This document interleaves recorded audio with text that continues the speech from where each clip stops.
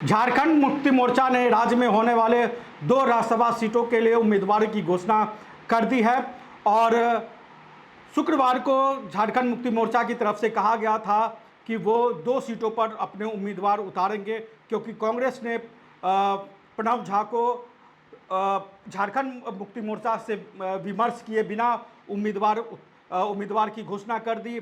उसके बाद झारखंड मुक्ति मोर्चा के पास कोई रास्ता नहीं रहा और इसलिए झारखंड मुक्ति मोर्चा दोनों सीटों पर उम्मीदवार की घोषणा करेगी। लेकिन झारखंड मुक्ति मोर्चा की तरफ से थोड़ी सी नरमी हम कह सकते हैं कि देखने को मिली है और शनिवार को झारखंड मुक्ति मोर्चा के केंद्रीय प्रवक्ता सुप्रियो भट्टाचार्य ने प्रेस कॉन्फ्रेंस करके झारखंड मुक्ति मोर्चा की ओर से जो राज्यसभा के उम्मीदवार होंगे उनकी घोषणा कर दी। झारखंड मुक्ति मोर्चा ने अपने तौर पर दलित कार्ड वहां पर खेला है और झारखंड सरकार में पूर्व मंत्री बैद्यनाथ राम को झारखंड मुक्ति मोर्चा की तरफ से राज्यसभा का उम्मीदवार बनाया है। जो राज्यसभा की दूसरी सीट है जिसको लेकर अभी भी सस्पेंस बना हुआ है कि झारखंड मुक्ति मोर्चा उस दूसरी सीट पर उम्मीदवार उतारेगी या नहीं उतारेगी तो कौन सा उम्मीदवार उतारेगी, क्या दूसरे उम्मीदवार के रूप में किसी आदिवासी को झारखंड मुक्ति मोर्चा अपने तौर पर जगह देगी, इन तमाम चीज़ों को लेकर अभी भी सस्पेंस बरकरार है। और कहे तो हेमंत सोरेन ने अपने तौर पर कांग्रेस पार्टी को 24 घंटे काम कह सकते हैं कि अल्टीमेटम दे दिया है, क्योंकि कांग्रेस पार्टी के जो ऑब्जर्वर है भूपेश बघेल वो शनिवार दोपहर को रांची पहुंचेंगे और मुख्यमंत्री हेमंत सोरेन से उनकी मुलाकात होने वाली है। और सुप्रियो भट्टाचार्य ने जो बातें कही हैं, सुप्रियो भट्टाचार्य ने कहा है कि कांग्रेस पार्टी से जो विमर्श होगा, जो बातचीत होगी, उसके बाद दूसरे उम्मीदवार को लेकर घोषणा होगी। यानी कि झारखंड मुक्ति मोर्चा दूसरा उम्मीदवार उतारेगी या नहीं उतारेगी, वो अगर दूसरा उम्मीदवार उतारेगी तो किसको झारखंड मुक्ति मोर्चा अपने तौर पर उम्मीदवार बनाएगी,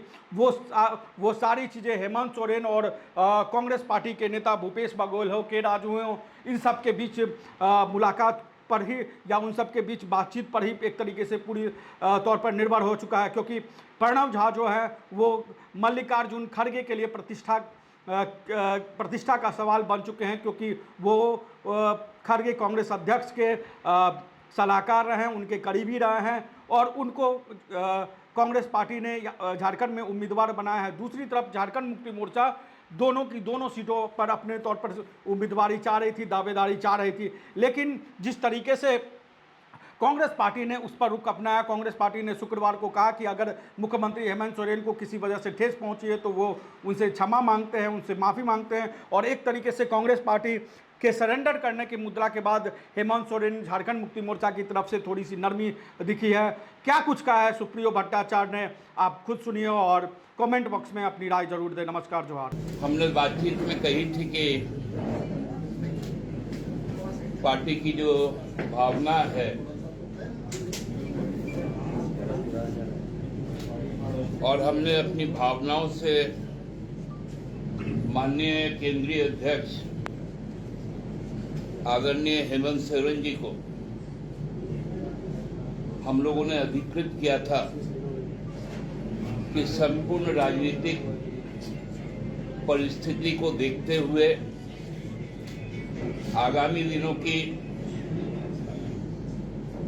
परिस्थितियों को आकलन करते हुए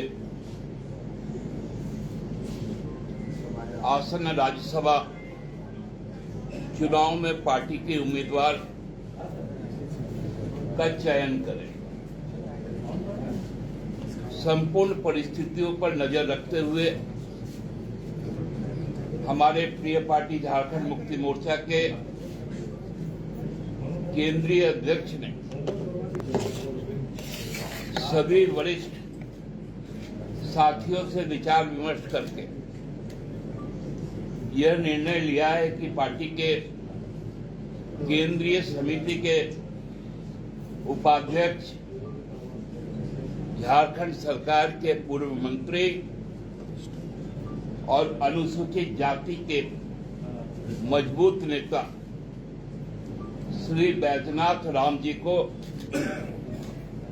हम राज्यसभा चुनाव में अपने दल के अधिकृत उम्मीदवार के तौर पर उनके नाम की घोषणा करते हैं।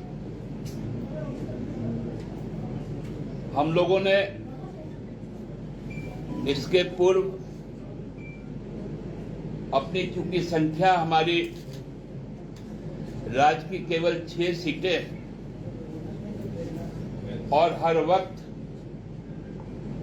हमारी जो विधानसभा की संख्या होती है कि कोई भी सिंगल पार्टी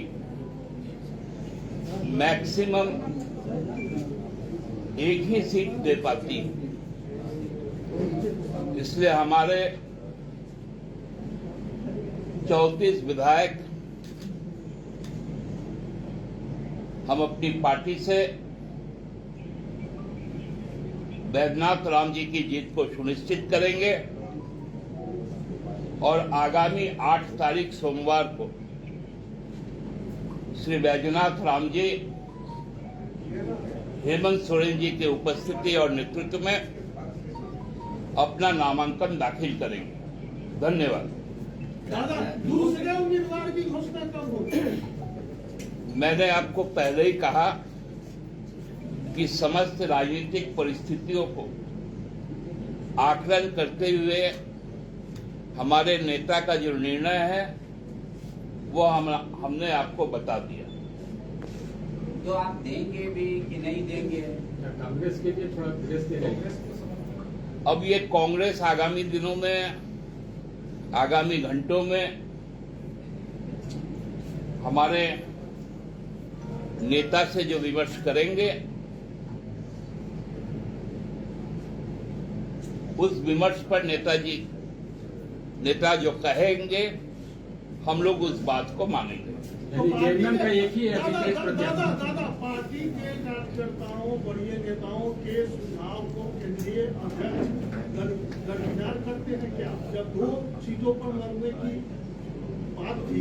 मैं आपके व्यंग्यात्मक प्रश्न का उत्तर नहीं देना चाहता हूं, क्योंकि आपने मुझे पहले नहीं सुना है कि समस्त राजनीतिक परिस्थितियों को अच्छे से अध्ययन परीक्षण कर और आगामी दिनों की राजनीति के लिए जो सर्वोच्च प्राथमिकता के साथ हमको विचार करना है उस विचार के तहत यह निर्णय हुआ। बायोम इंस्टीट्यूट नीट की तैयारी के लिए एक भरोसेमंद नाम। यहाँ अनुभवी फैकल्टी, स्मार्ट क्लासरूम और बेहतरीन टीचिंग मेथड से स्टूडेंट्स को मिलती है मजबूत तैयारी। यहाँ हर स्टूडेंट को मिलता है पर्सनल गाइडेंस और डाउट क्लियरिंग का पूरा सपोर्ट। नीट 2027 और 28 के लिए फेज 2 बैच 30 अप्रैल से शुरू हो रहा है। आज ही बायोम इंस्टीट्यूट से जुड़े और अपने डॉक्टर बनने के सपने को दे सही दिशा। बायोम इंस्टीट्यूट सिर्फ मेडिकल प्रिपरेशन का संस्थान। रॉयल इंडिया में आपका स्वागत है। भारत के सबसे विश्वसनीय सोलर मोटर पंप और MPPT कंट्रोलर निर्माता। रॉयल इंडिया का high performance movable trolley solar water pumping system प्रस्तुत है। बेहतर दक्षता के लिए डिजाइन किया गया और आसानी से ले जाने योग्य। सरकारी परियोजनाओं के लिए अनुमोदित देश भर के कॉन्ट्रैक्टर्स और एजेंसियों की पहली पसंद। MNRE द्वारा अनुमोदित, उल प्रमाणित, उद्योग मानकों के अनुरूप स्वदेशी उत्पाद। सार्थक ऊर्जा समाधान के लिए हमारे साथ साझेदारी करें। आज ही संपर्क करें।